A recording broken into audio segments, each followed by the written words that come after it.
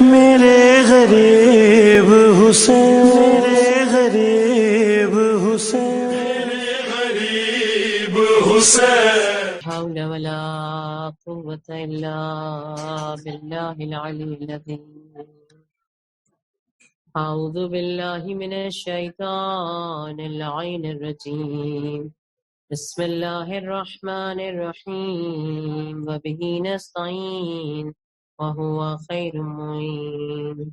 الحمد لله الذي لا يبلغ مدحة القائلون ولا يحصي نعماءه الآدون ولا يعد حقه المجتهدون الذي ليس لصفته حد محدود ولا نعت موجود ولا وقت معدود ولا أجل ممدود فطر الخلائق بقدرته ونشر الرياح برحمته والصلاة والسلام على أشرف الأنبياء والمرسلين شفيع المذنبين حبيبنا حبيب إله العالمين سيدنا ومولانا أبي القاسم محمد صلى الله عليه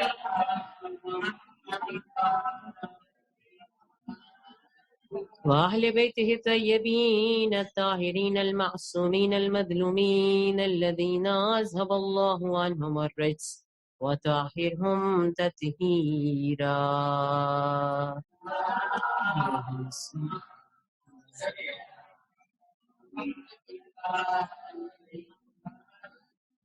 ولعنة الدائمة على أعدائهم أجمعين من الآن إلى قيام يوم الدين سيما على بقية الله الأعظم على الأرضين روحي وأرواحنا الفداء يا مولاي يا صاحب الزمان. بسم الله الرحمن الرحيم. اللهم كل وليك حجة ابن الحسن صلواتك عليه وعلى آبائه في هذه الساعة وفي كل ساعة وليا وحافظا وقائدا وناصرا ودليلا وعينا حتى تسكنه أرضك طوعا وتمتعه فيها طويلا برحمتك يا أرحم الراحمين. درود پڑھتے ہیں محمد و آل محمد.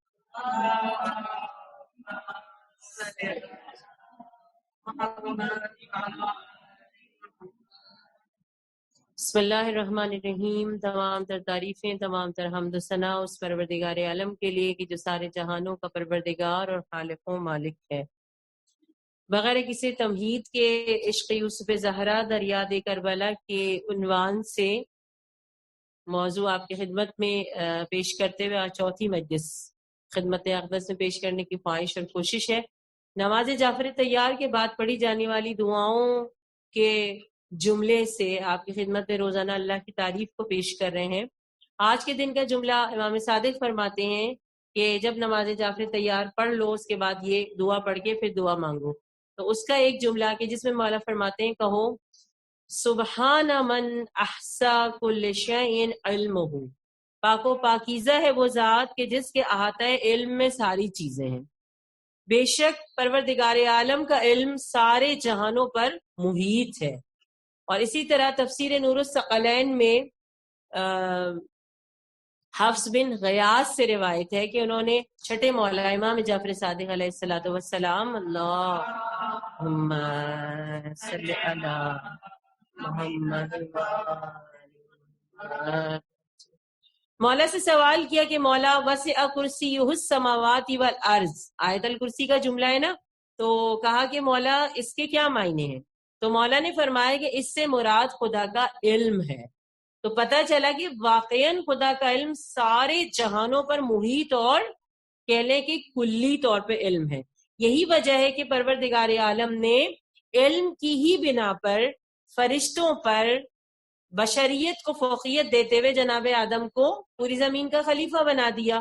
اور ہمارے دین کے لحاظ سے جو شخصیت کا جوہر ہے وہ علم ہے. جو شخصیت کا جوہر ہے وہ انسان کا علم ہے. اور کمال یہ ہے کہ اگر کوئی علم کے بغیر ہوتا ہے تو وہ سوکھے پتے کی مانند ہے جو ادھر ادھر کہلے کے پرواز کرتا ہے مگر اس کا کوئی مقصد نہیں ہوتا, اس کا کوئی ہدف نہیں ہوتا. یہی وجہ ہے کہ ائمہ معصومین چاہتے ہیں کہ ہم صاحب علم بن جائیں. عشق یوسف زہرا در یاد کربلا میں ابھی 3 دن ہم نے آزمائش پہ بات کی. کربلا کے میدان سے پہلا جو ہمیں درس ملتا ہے وہ آزمائش کا ملتا ہے. دوسرا جو درس ہمیں ملتا ہے جو ہم اس کی یاد مناتے ہوئے اگر کسب کر سکیں تو علم وہاں سے ملتا ہے. ایسے ہی نہیں جنگ کرنے سب چلے گئے تھے, علم کے ساتھ معرفت کے ساتھ گئے تھے. پتا تھا کہ کیا ہونا ہے اور یہ بھی پتا تھا اس کی جزا کیا ملنی ہے. تو اہل بیت چاہتے ہیں کہ میں اور آپ سب بھی صاحب علم ہو جائیں, کیونکہ علم انسان کو حلیم بناتا ہے. یہ والا حلیم نہیں جو ہم کھاتے ہیں, دوسرا والا حلیم بات کریں. حلیم بناتا ہے, فہیم بناتا ہے, ذہین بناتا ہے, باشعور بناتا ہے. باشعور پہ آپ کی خدمت میں 2-3 جملے پیش کر کے آگے بڑھ جاؤں. کسی دانا سے پوچھا گیا شعور میں اور شور میں کیا فرق ہے, تو انہوں نے کہا کہ صرف عین کا فرق ہے. شور میں عین نہیں ہے, شعور میں عین ہے. کہا علم سے مراد, عین سے مراد علم بھی ہے, عقل بھی ہے اور عمل بھی ہے.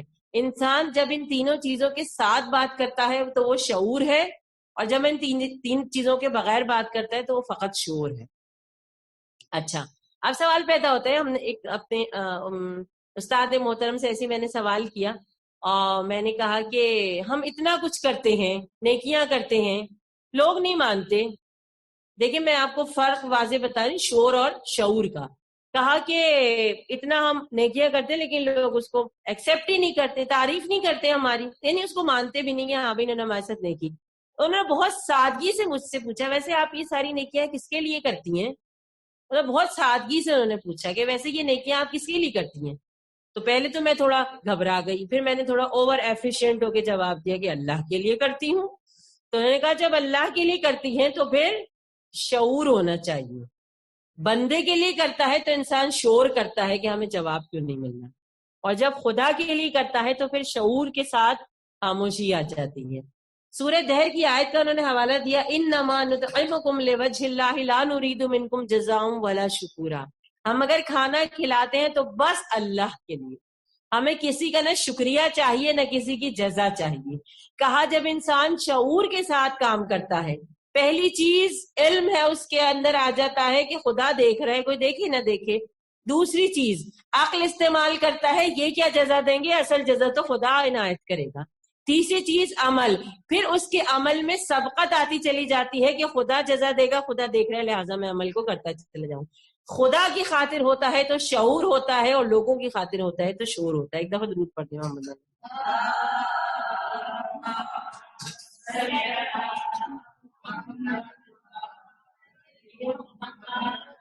تو بس اہل علم جو ہے وہ باشعور ہوتے ہیں, شور والے نہیں ہوتے, پہلی بات. دوسری بات یہ کہ یقینی طور پر جب علم کی بات آتی ہے تو معصومین کی بہت ساری حدیثیں, 2 دن ہم نے اس موضوع کو رکھا ہے, پھر انشاءاللہ آگے اور موضوعات, کیونکہ مجھے کربلا سے وہ درس یہاں جمع کرنے تھے کہ جس کی وجہ سے ہم عشق یوسف زہرا کو پا سکیں. تو پہلی چیز آزمائش ہو گئی, دوسری چیز علم. علم نہیں ہوگا تو ہم یوسف زہرا کو نہیں پا سکتے. اسی لیے ایک معصوم کی بہت پیاری حدیث ہے جو آقای حاج نے تحریر کی. فرمائے العالم حیًّا ولو کان میتًا والجاہل میتًا ولو کان حیًّا. کیا معنی ہے؟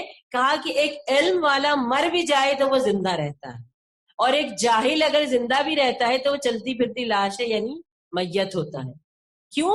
اس لیے کہ واقعاً اہل بیت علیہم السلام چاہتے ہیں کہ ہم سب علم حاصل کریں تاکہ ہم ہمیشہ زندہ رہیں. دوسری بات یہ ہے کہ روایت میں ساسا بن سوہان نے امام علی سے آ کے پوچھا, مولا سے کہا کہ مجھے آپ کی بہت ساری فضیلتیں معلوم ہیں, لیکن خود آپ کی نگاہ میں آپ کی کیا فضیلت ہے نا بھائی, میں کہوں بھائی میں یہ ہوں وہ ہوں وہ ہوں, تو مجھے خود زیادہ کون سی فضیلت اپنی پسند ہے. تو مولا نے کہا کہ میں اپنی جو فضیلت سمجھتا ہوں بس وہ یہ سمجھتا ہوں کہ خدا نے رسول کی گواہی میں اپنے ساتھ مجھے قرار دے دیا. ٹھیک, کہا کہ رسول کی رسالت کی گواہی کے لیے خدا نے اپنے ساتھ بس مجھے رکھا ہے. اچھا اب میں آپ کو آیت کے ذریعے بتاؤں کہ اللہ نے جو علی کو اپنے ساتھ گواہ بنایا رسالت کی گواہی کے لیے اس کی بیس کیا تھی. سورہ رعد کی آیت نمبر 43. اعوذ باللہ من الشیطان الرجیم قل کفی باللہ شہیدا بینی و بینکم ومن عندہ علم الکتاب. کہا خدا نے کہ اے میرے رسول ان سے کہہ دیجئے کہ تمہاری رسالت کے لیے کی گواہی کے لیے اللہ کافی ہے اور وہ کہ جس کے پاس پوری کتاب کا علم موجود ہے. گویا جو بنیاد ٹھہری علی کو خدا نے اپنے ساتھ جو کہہ لے کہ گواہ بنایا خدا نے علی کو, اس گواہی کے ٹھہرانے کی جو بنیاد ٹھہری, جو صفت ٹھہری, وہ علم تھا کہ جس کا ذکر خدا نے اسی آیت میں کر دیا کہ ہم نے اس کو اپنے ساتھ تمہارا گواہ بنا دیا ہے جس کے پاس پوری کتاب کا علم ہے. تو اسی طرح بھی جب ساسا نے یہ پوچھا تو مولا نے یہ کہا, اور اس کے بعد مولا نے اپنے سینے پہ ہاتھ رکھ کے کہا کہ میں ہی وہ ہوں کہ جس کے پاس پورے قرآن کا علم موجود ہے. اسی لیے کہنے والوں نے کیا خوب کہا نا, کس نے خود اپنے کمالات کا اعلان کیا, کس نے خود اپنے کمالات کا اعلان کیا, اور کس کی تلوار نے اس دین پر احسان کیا, کس کی تفسیر نے قرآن کو قرآن کیا, اور کس کے کردار نے کافر کو مسلمان کیا. اور اس کے بعد کہتے ہیں کہ بشر و جن و ملک جس کو ولی کہتے ہیں وہ ہے ایک راز خدا جس کو علی کہتے ہیں. درود پڑھے محمد والے.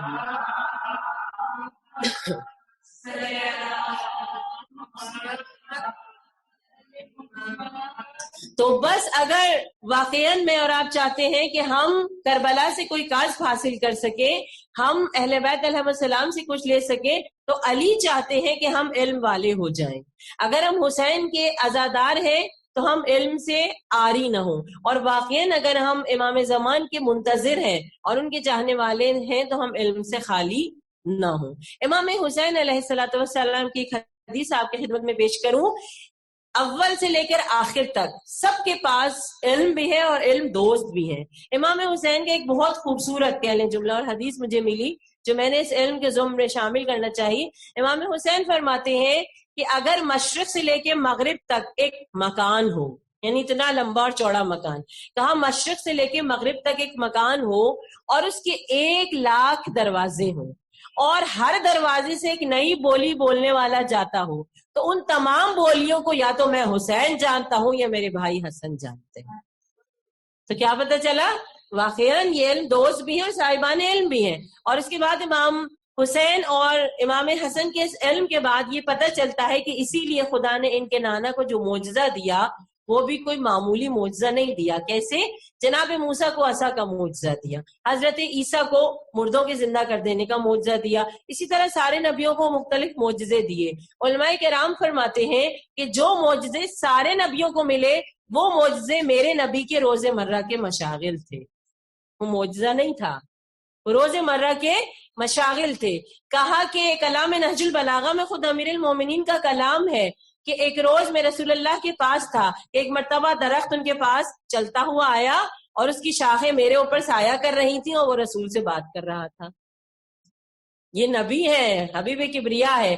تو کیا پتہ چلا کہ رسول کا معجزہ, یہ سارے معجزے نہیں, یہ سب روز مرہ کے مشاغل ہیں. تو بھائی رسول کا معجزہ کیا تھا؟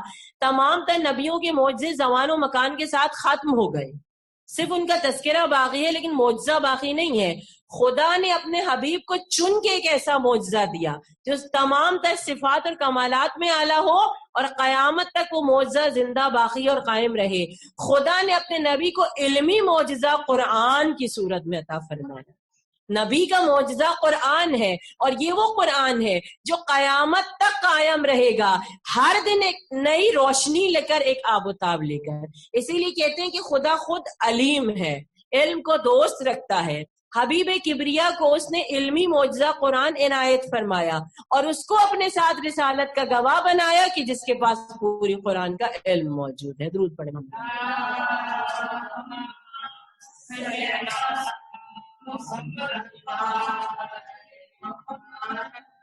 تو جب اس کے پاس پوری کتاب کا علم موجود ہے تو کیوں نہ پھر وہ ممبر پہ بیٹھ کے دعویٰ کرے سلونی سلونی قبل ان تفقدونی, اور پھر مزید کہے کہ میں زمین سے زیادہ آسمان کے راستوں سے واقف ہوں. پھر خدا نے چاہا کہ لوگوں کو معلوم ہو جائے.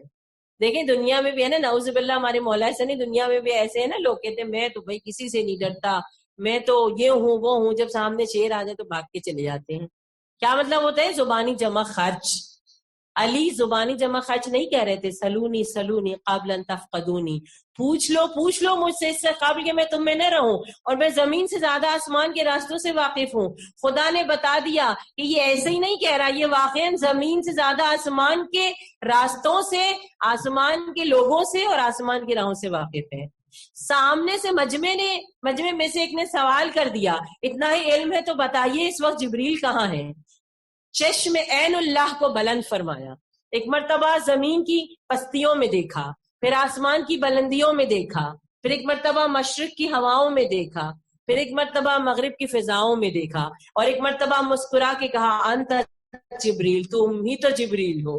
بس ایک مرتبہ یہ سننا تھا کہ جبریل نے خود کو پرندے کی شکل میں ڈھالا اور اس مجمع سے پرواز کر گئے. ایک مرتبہ لوگوں نے چیخ کر کہا کہ ہم گواہی دیتے ہیں کہ آپ ہی اللہ کے جو ہے وہ ولی ہیں اور رسول خدا کے حقیقی جانشین ہیں. یہی وجہ ہے کہ علی ابن ابی طالب علم سمیت ہر معاملے میں رسول کے جانشین تھے. جبھی رسول نے کہا انا مدینۃ العلم وعلی بابھا، کہ میں شہر علم ہوں اور علی اس کا دروازہ ہے. ابن تیمیہ نے کہتے ہیں کہ اس حدیث پہ آرگیو کیا اور کہا کہ دیکھیں یہ جملے بظاہر آپ لوگوں کے سنے ہوئے ہیں، لیکن کچھ چیزوں کو کنکلوڈ کر کے ایک نتیجہ دینا چاہ رہی ہوں. ممکن ہے کچھ چیزیں میری بچیوں نے نہیں سنی ان کی معلومات کے لیے.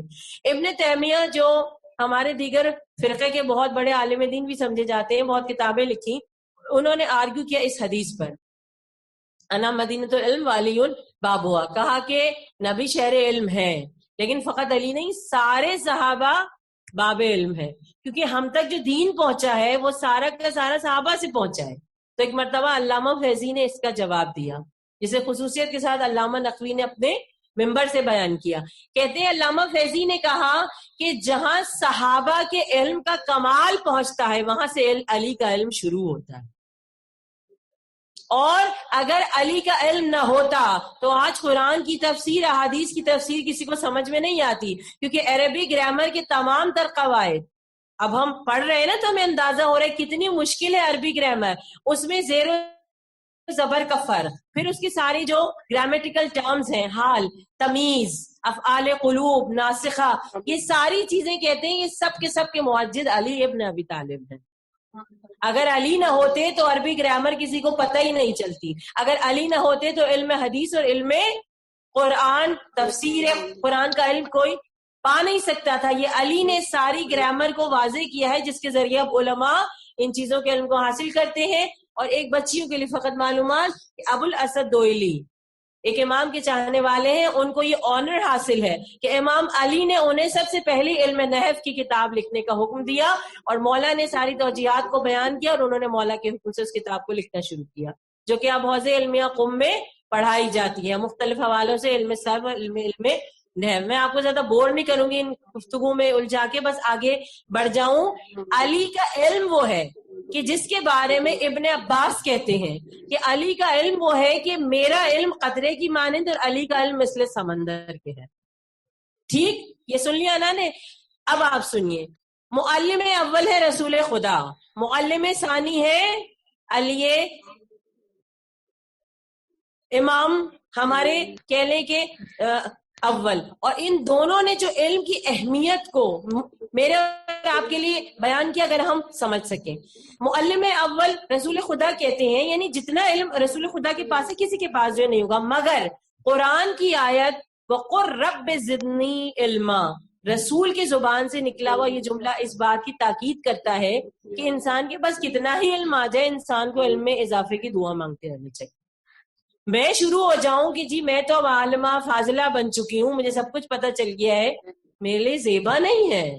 رسول جیسا معلم اول کہتا ہوا نظر آتا ہے کہ پروردگار میرے علم میں اضافہ فرما، اور خدا انہیں تعلیم کر رہا ہے وَقُلْ رَبِّ زِدْنِی، کہو کہ میرے علم میں اضافہ فرمائے. اور اس کے بعد معلم ثانی میرے مولا امیر المومنین علی ابن ابی طالب، مولا کہتے ہیں جنہیں خدا نے علم کی بنا پر گواہ رسالت جو ہے وہ بنایا، اور رسول اللہ نے انہیں علم کا باب قرار دیا.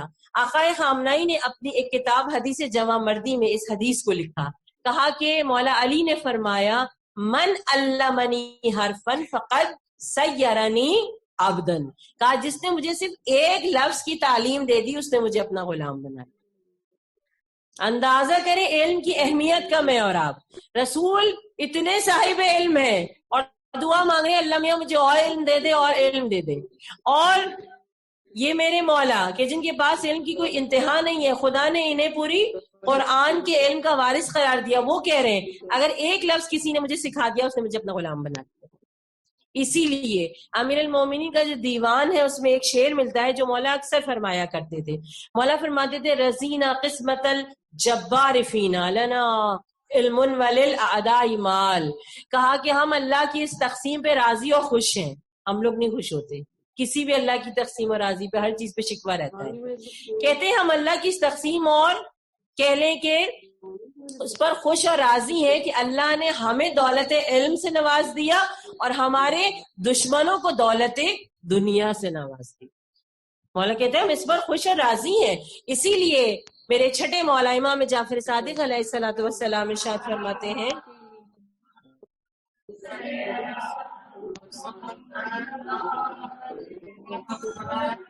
میرے مولا فرماتے ہیں العلم نور یقذف اللہ فی قلب من یشاء، علم ایک نور ہے خدا جس کے قلب میں چاہتا ہے ڈال دیا کرتا ہے۔ اب ہم بیٹھ جائے بھائی ہمارا تو اب کوئی کام نہیں ہے، خدا جس کو چاہے گا اس کے دل میں ڈال دے گا۔ نہیں، ایک اور حدیث سنن ابن ماجہ کی جو سارے سنی شیعہ فرقوں میں بڑی مشہور ترین حدیث پیغمبر کی کہ طلب العلم فریضہ کل مسلم و مسلمت، کہ علم کی طلب کرنا ساری مسلمان مرد اور عورتوں کا فریضہ ہے۔ یہ اس بات کی دلیل دیتا ہے کہ ہم اس میں نہیں بیٹھ جائیں کہ اللہ جس کو چاہے گا دے دے گا، ہم طلب کریں گے تو اللہ ہمارے دل میں بھی یہ نور ڈال سکتا ہے اور ڈالے گا انشاءاللہ۔ کیوں؟ کیونکہ انسان نیکی کا فقط ارادہ کرتا ہے، توفیق اللہ عنایت کرتا ہے، اور توفیق وہ تحفہ ہے جو معصوم کے بقول آسمان سے نازل ہوتا ہے، زمین پہ کہیں نہیں ملتی ہے جو تحفہ توفیق ہے۔ تو کیا کہا کہ اگر طلب کریں گے علم کی تو انشاءاللہ تعالی وہ نور کہ جو علم ہے بقول امام جعفر صادق کے خدا ہمارے قلب میں بھی داخل کر دے گا۔ اسی لیے آیت اللہ بہجت کا ایک بہت خوبصورت جملہ ہے جس میں دیکھیں آج کل ہم کرتے ہیں شکایت، کوئی مانے یا نہیں مانے۔ سب سے پہلے نمبر پہ کچھ لوگ کہتے ہیں جب تو ہماری شادی ہو گئی اب ہم کیسے پڑھیں گے، ٹھیک؟ کچھ لوگ کہتے ہیں ہمارے بچے بھی چھوٹے اب ہم کیسے پڑھیں گے، کچھ لوگ کہتے ہیں اب ہم بوڑھے ہو گئے اب ہم کیا پڑھیں گے۔ سب کے لیے عرض کر رہی ہوں آیت اللہ بہجت کا جملہ۔ اچھا آپ دیکھیں اس سال مجلسیں ہو رہی ہیں کورونا وائرس کی وجہ سے، بےچارے آدھے لوگ آ رہے ہیں آدھے لوگ نہیں آ رہے، زوم پہ چل رہی ہیں مجلس، ٹیکنالوجی ہے نا، سوشل میڈیا ایکٹیو ہوا ہے نا، سوشل میڈیا سب کے گھروں میں موجود ہے، گھروں میں کیا کمروں میں موجود ہے، کمروں سے کیا ہاتھوں میں موجود ہے، ایک بٹن کی ٹچ سے سب آپ کے سامنے۔ کیا کوئی لیکچر، کیا کوئی فقہی مسئلے کے دروس آپ کی پہنچ سے باہر ہیں؟ ضروری ہے کہ آپ کسی مدرسے میں داخلہ لیں جبھی وہاں جا کے علم حاصل کریں، دلیلیں ہیں نا اس زمانے میں، اور اہل بیت کو بھی معلوم تھا۔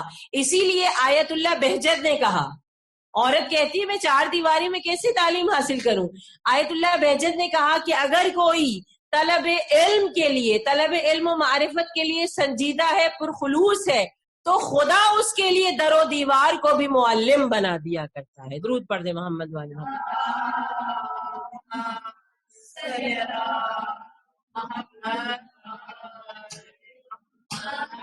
تو کیا معلوم ہوا، صرف طلب کرنا میرا اور آپ کا کام ہے، پھر توفیق دینا خدا کا کام ہے، اور اگر وہ چاہے تو اس نور کو ہمارے قلب میں بھی داخل کر دے گا، اور بقول آیت اللہ بہجت کے گھر میں بیٹھے بیٹھے در و دیوار کو بھی ہمارے لیے معلم بنا دے گا۔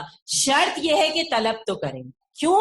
کیونکہ ہم جن سے محبت دوست رکھتے ہیں ان ہستیوں کا امتیاز جو ہے وہ فقط اور فقط علم ہے، اس علم کے امتیاز کی بنا پر یہ خدا کے پسندیدہ اور منتخب کرتا ہے، اور یہی وجہ ہے کہ ان ہستیوں نے علم کو عبادت سے زیادہ فضیلت قرار دیا ہے۔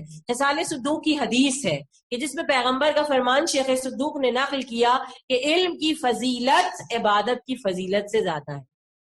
اب آپ کہیں گے کہ بھئی یہ کیا بات ہو گئی، ہمارے نماز روزے کہاں چلے گئے؟ نہیں، ایسی بات نہیں ہے، عرض یہ کرنا چاہ رہی ہوں عبادت اگر علم کے ساتھ ہوتی ہے، معرفت کے ساتھ ہوتی ہے تب وہ کمال درجے کو پہنچتی ہے جو خزانہ خدا میں جمع ہو جاتی ہے، ورنہ معذرت کے ساتھ صرف اٹھک اور بیٹھک ہوتی ہے۔ چھوٹی سی مثال دے تو واضح ہو جائے اور آگے بڑھ جاؤں، ایک واقعہ امام صادق کا پیش کر کے اور امام زمان کی مشابہت پیش کرتے ہوئے ربط مصائب کروں۔ چھوٹی سی بات کہہ لیں، میں کھڑی ہو گئی نماز کے لیے، عبادت ہے نا نماز، لیکن اگر میرے پاس علم ہی نہیں فقہی مسئلہ کہ سوائے میرا اتنا چہرہ اور اتنی ہتھیلی چھوڑ کے میرا پورا جسم چھپا ہونا چاہیے حالت نماز میں اور نامحرم کے سامنے جاتے ہوئے، ٹھیک، میں نے جارجٹ کا دوپٹہ اوڑا نماز پڑھنی شروع کر دی، جب علم کے بغیر نماز پڑھ رہی ہوں اب بتائیں میری یہ نماز کہاں جا رہی ہے؟ باتیں ہو گئی نا۔ علم کی فضیلت عبادت سے زیادہ ہے، کیوں؟ کیونکہ علم کے ساتھ جب عبادت کی جاتی ہے جب وہ درجہ کمال پر پہنچتی ہے۔ روزہ رکھ لیا میں نے، صرف وہ ابھی آگے میں انشاءاللہ کل کے مجلس میں عرض کروں گی، روزہ رکھ لیا صرف کھانا پینا بند ہے باقی سب کچھ چل رہا ہے، اگر علم نہیں ہے تو روزہ پھر کہاں سے پورا ہوا ہمارا؟ ٹھیک، تو اسی طریقے سے رسول کہہ رہے ہیں کہ علم کی فضیلت زیادہ ہے۔ جب علم کی فضیلت کے ساتھ انشاءاللہ تعالی عبادت کریں گے تو ہماری عبادت منزل کمال پہ پہنچے گی۔ اسی لیے مولا امیر المومنین کے جملے ہیں میزان الحکمہ کے، مولا فرماتے ہیں فضیلتوں کی آخری حد علم ہے، یعنی جو فضیلتوں کی آخری حد پہ پہنچنا چاہتا ہے کہ میں دنیا و آخرت میں بالکل فضیلت والا ہو جاؤں، کہا کہ وہ اس کو چاہیے کہ علم حاصل کرے۔ جلدی سے آپ کی خدمت میں ایک واقعہ پیش کروں، علم اور معرفت اور عبادت کا کیا تعلق ہے۔ علی افضل زیدی قمی اپنی کتاب میں لکھتے ہیں کہ ایک مرتبہ امام ابو حنیفہ امام صادق کے ساتھ بیٹھ کے کھانا کھا رہے تھے، کھانا کھا کے ختم ہوئے تو امام صادق نے کہنا شروع کیا کہ تمام تعریفیں اللہ تعالیٰ کے لیے ہیں، اور یہ جو ہم نے کھانا کھایا اس کے بارے میں کہا کہ یہ عطیہ خدا اور رسول کی بارگاہ سے حاصل ہوا۔ جیسے یہ جملہ سنانا تو امام ابو حنیفہ نے فوراً کہا کہ آپ نے غیر اللہ کو شریک کر دیا، یعنی اللہ رزق دیتا ہے، آپ نے رسول کو بھی ساتھ میں کہہ دیا کہ عطیہ رسول کی طرف سے بھی ہے، ٹھیک، اللہ اور رسول کی بھی طرف سے۔ اب سنیے گا، علم کے ساتھ عبادت ہو تو پھر کہیں جا کے قبول ہو۔ امام صادق نے ان کو دیکھا اور کہا وائے ہو تم پر، کیا تم نے سورہ توبہ کی وہ آیت نہیں پڑھی؟ مولا قرآن سے دلیل دے رہے ہیں۔ مولا نے کہا کہ سورہ توبہ کی وہ آیت نہیں پڑھی جس میں اللہ تعالیٰ نے فرمایا کہ کیسے بدبخت ہو سکتے ہیں وہ لوگ کہ جن کو جو ہے وہ خدا اور رسول کے فضل و کرم نے غنی بنا دیا۔ اللہ اکبر۔ اور پھر مولا نے کہا کہ جو ہے یہ کہتے ہیں کہ ہمارے لیے اللہ کافی ہے، اور یہ کہتے ہیں کہ اللہ اور رسول ابھی عطا کریں گے، اور یہ اس سے خوش اور راضی نہیں ہے جو اللہ اور اس کے رسول نے انہیں یعنی غنی کر دیا اور عطا کر دیا۔ گویا امام نے آیت دے کے دلیل بتا دی کہ اللہ کا بھی فضل و کرم سے ملتا ہے اور رسول کے بھی فضل و کرم سے ملتا ہے۔ جب سنانا تو امام ابو حنیفہ نے کہا ایسا لگ رہا ہے کہ آج پہلی مرتبہ یہ آیت میں نے قرآن کی سنی اور پڑھی، یعنی اس سے پہلے کئی دفعہ قرآن پڑھ چکے تھے۔ میں نے عرض کیا نا، علم اور معرفت کے ساتھ عبادت، کہا کہ ایسا لگ رہا ہے کہ اس سے پہلے نہ کبھی یہ آیت میں نے پڑھی اور نہ کبھی سنی، جبکہ کئی دفعہ قرآن کی تلاوت کر چکے تھے۔ تو امام نے پھر فرمایا ہاں یہ ایسے ہی لوگوں کے لیے ہے جن کے لیے قرآن نے کہا کہ ان کے دلوں پر قفل لگا ہوا ہے اور ان کے اعمال کو زنگ لگ گیا۔ کیا معلوم ہوا؟ قرآن پڑھنا بھی فقط کافی نہیں ہے، علم و معرفت کے ساتھ پڑھیں گے پھر پتہ چلے گا کہ واقعاً قرآن کیا ہے، اور عبادت کا کہہ لے لطف آئے گا جو قرآن کی تلاوت کرنے میں ہے، تفکر اور تدبر کرنے میں ہے۔ اور بس آخری جملے میں نے اپنے بیان کو ختم کیا، یہ علم ہی ہے، معرفت ہی ہوگی کہ جس کے ذریعے ہم امام زمانہ تک پہنچ سکیں گے۔ امام زمانہ کے لشکر میں عالم صرف وہ نہیں ہے جس نے سر پہ امامہ باندھا ہوا ہے، عالم سے مراد یہ کہ جو علم حاصل کرتا ہے۔ امام زمانہ کے لشکر میں عالم ہوں گے، جاہل نہیں ہوں گے۔ امام زمانہ کے لشکر میں صرف نماز پڑھنے والے نہیں ہوں گے، نماز کو اس کی روح کے ساتھ پڑھنے والے۔ امام زمانہ کے لشکر میں فقط خدا کو ایک ماننے والے نہیں ہوں گے بلکہ توحید کی مکمل الوہیت اور ربوبیت کو سمجھنے والے ہوں گے۔ کیوں؟ کیونکہ امام زمانہ ایک سے نہیں، دو سے نہیں، حضرت آدم سے لے کر جناب امام حسن عسکری تک کی مشابہت اپنے وجود میں رکھتے ہیں، اور مولا علی ابن ابی طالب کی نہ صرف زہد و تقوی شجاعت حضرت حجت کے اندر ہے بلکہ صریحاً امام علی کا پورا علم امام زمانہ کے اندر موجود ہے. اور فقط یہی نہیں، حضرت داؤد جو نبی ہیں ان کے بارے میں مکیال المکارم کی ہی روایت کہ مولا نے فرمایا، کہتے ہیں کہ حضرت داؤد کو ایک صحیفہ ملا خدا کی بارگاہ سے جس پہ سونے کی مہر لگی ہوئی تھی. اسی طرح حضرت حجت کو بھی ایک صحیفہ ملے گا. صحیفہ کیا ہے؟ جس میں خدا کی بارگاہ سے علم آتا ہے. حضرت حجت کو بھی ایک ایسا صحیفہ ملے گا کہ جس میں سونے کی مہر لگی ہوگی. اور کہا کہ سلیمان نبی وہ ہیں کہ جن کے وسیع آصف بن برقیہ کے پاس جو علم تھا وہ کم تھا، لیکن اس کم علم میں بھی یہ کشش اور طاقت تھی کہ تخت بلقیس کو پلک جھپکتے کہ کہہ لیں کہ چشم زدن کے عرصے میں انہوں نے جو ہے وہ جناب سلیمان نبی کی خدمت میں پیش کر دیا تھا. تو مجھے کہنے دیجئے، جسے سلیمان نبی کے وسیع کا علم سمجھ میں آ جائے اسے سلیمان نبی کا علم سمجھ میں آئے گا، اور جسے سلیمان نبی کا علم اگر سمجھ میں آ گیا تو پھر اسے فخر سلیمان حضرت حجت کے علم کا اندازہ ہو جائے گا. درود پڑھے محمد.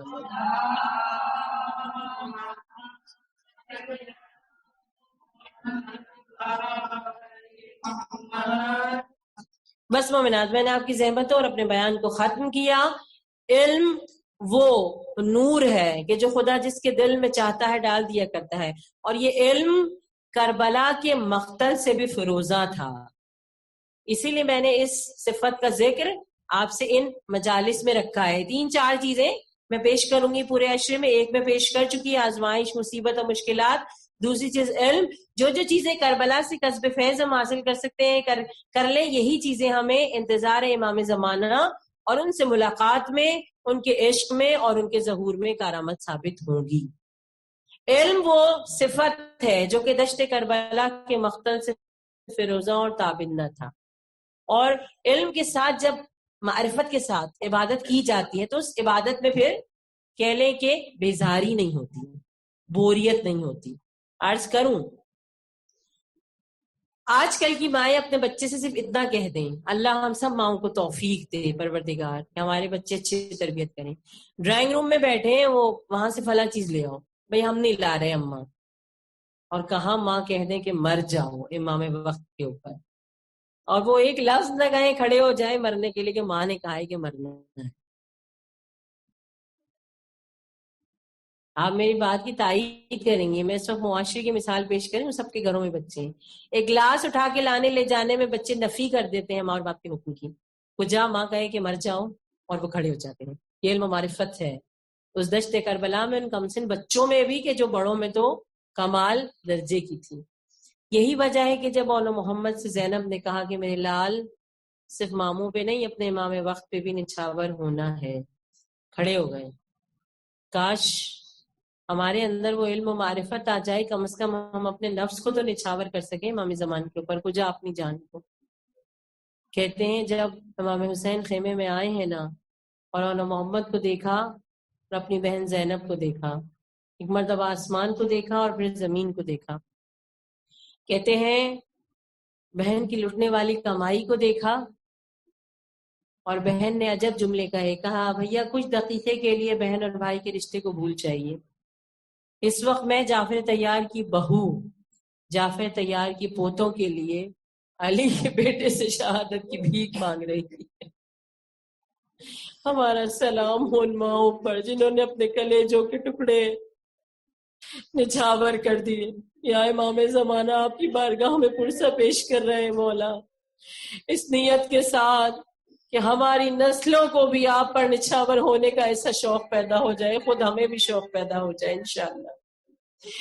کہتے ہیں کہ جب بہن کی اس درخواست کو قبول کرتے ہوئے امام حسین نے اذن دے دیا نا تو علماء کہتے ہیں جسے قربانی کے جانور منا کے میدان میں لے کے جاتے ہیں نا، ایسے ہی زینب نے اولو محمد کے بازو تھام کر خیمے کے در تک پہنچا کر اور بازوؤں کو ہلا کر کہا تھا اے اولو محمد جا تو رہے ہو لیکن دیکھو وہاں نہر نظر پڑے گی، مڑ کر بھی نہر کی طرف مت دیکھنا. کل میں نے ذکر فضائل میں عرض کیا تھا نا، مڑ کر بھی نہر کی طرف نہ دیکھنے والوں کے لیے ہم کہتے ہیں بے ابی انت و امی.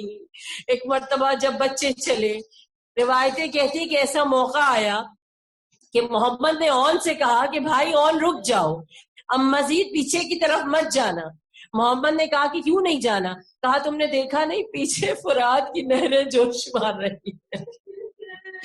یاد ہے نا جب ہم خیمے سے چلے تھے تو اماں نے کہا تھا کہ اونو محمد، ارے مڑ کر بھی فرات کی طرف مت دیکھنا۔ بس دونوں بھائیوں نے خود کو فرات سے دور کر دیا۔ ایک مرتبہ دشمنوں کے نرغے میں زینب کے لال گر گئے، اور اب جو گرے تو عالم یہ ہوا کہ دونوں بچوں کو زخمی کر کے دشمنوں نے سرزمین کربلا پہ گرا دیا۔ بڑا بیٹا جب گرا نا تو اس نے بڑوں کی نفسیات کے مطابق آواز دی، ماموں میں گر گیا۔ چھوٹے بچے کی نفسیات الگ ہوتی ہے۔ چھوٹے بچے نے جب ایک مرتبہ اس کے سینے میں پھول سے سینے میں نیزہ لگا، ایک مرتبہ پرویا ہوا، زمین کربلا پہ گرنے لگا نا تو ایک مرتبہ کہا اماں میں گر گیا۔ حسین عباس کو لے کر چلے، دونوں بچوں کی لاشیں اٹھانے کے لیے۔ مقتل میں حسین کے مرثیے ہیں جو ہر لاش پہ حسین نے پڑھے۔ زینب کے بچوں کی لاش پر مرثیہ حسین کا، کہاں جاتے ہو میری بہن کا گھر برباد کرنے والوں، کہاں جاتے ہو میری بہن کی نسل کو ختم کرنے والوں۔ ایک مرتبہ جب لاشوں پر پہنچے، بڑے کا دم نکل چکا تھا، چھوٹے میں کچھ سانس باقی تھی، ہچکیاں لے رہا تھا۔ جب قریب گئے، ماموں مجھے اماں سے ملا دو۔ سن سکو بیوی ہو تو سنو، حسین نے ایک مرتبہ خیام کی طرف رخ کیا۔ کیوں؟ جب چل رہے تھے نا تو زینب نے کہا تھا بھیا لاشوں کو خیموں میں مت لائیے گا۔ پوچھا تھا کیوں نہیں لاؤں تو کہا تھا سب رنج و خلق صبر کے میزان میں تلیں گے، یہ بال تو بھیا تیرے لاشے پہ کھلیں گے۔ امتحان کی معراج پر تھا میرا مولا حسین۔ ماں نے کہا ہے لاشیں مت لانا، وہ دم توڑتا ہوا بچہ کہہ رہا ہے مجھے اماں سے ملا دو۔ امامت کی منزل پر فیصلہ کیا، بجلی کی سی رفتار سے بھانجے کو سینے سے لگا کر خیمے میں پہنچے۔ زینب آؤ جلدی آؤ، تمہارے بچے آ گئے۔ شان بے نیازی سے کہا انہیں گنج شہیدہ میں رکھائیے۔ زینب تمہیں میرے حق کی قسم یہ کچھ کہنا چاہتا ہے؟ ارے مرتے ہوئے کی گفتگو کو سننا چاہیے۔ بس ایک مرتبہ زینب قریب آئی، ہچکیاں لیتے ہوئے بیٹے نے کہا اماں ہم سے راضی تو ہونا، ہاں میرے لال ہم تم سے راضی ہیں۔ بعض علماء کہتے ہیں ارے مقتل میں، ارے کربلا کے دشت میں لاشیں خون میں ڈوبے ہوئے اولو محمد کے زینب نے بیچ میں قیام کیا، ایک ہاتھ اون کے لاشے پہ رکھا، دوسرا ہاتھ محمد کے لاشے پہ رکھا، سرزمین کربلا پہ اپنی پیشانی رکھ دی، پروردگار تیرا شکر ہے میری قربانی قبول ہو گئی۔ اب بس آخری جملہ ماں یہاں بیٹھی ہے نا، مجھ حقیر کے لیے اور سب کے لیے دعا کرتے ہوئے یہ جملہ سن لیجئے گا۔ کہتے ہیں کہ اس کے بعد زینب نے اولو محمد کا نام نہیں لیا، زینب نے اولو محمد پہ گریہ نہیں کیا، بس ہائے حسین، ہائے حسین، ہائے عباس، ہائے علی اکبر۔ مگر جب مدینے پہنچی اور اپنے گھر گئی، ایک مرتبہ اولو محمد کے حجرے میں داخل ہوئی تو مسند خالی نگاہ پڑی، ارے بیچ میں بیٹھ گئی، ایک ہاتھ اون کی مسند پہ رکھا، دوسرا ہاتھ محمد کی مسند پہ رکھا، کربلا کی طرف رخ کیا، اے اونو محمد گھر سونا کر دیا، ارے ادھر کروٹ لوں گی تو جگہ خالی، ادھر کروٹ لوں گی تو جگہ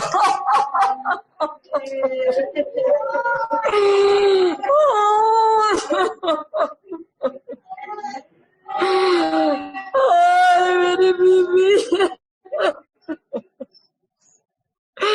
اللہ اللہ اللہ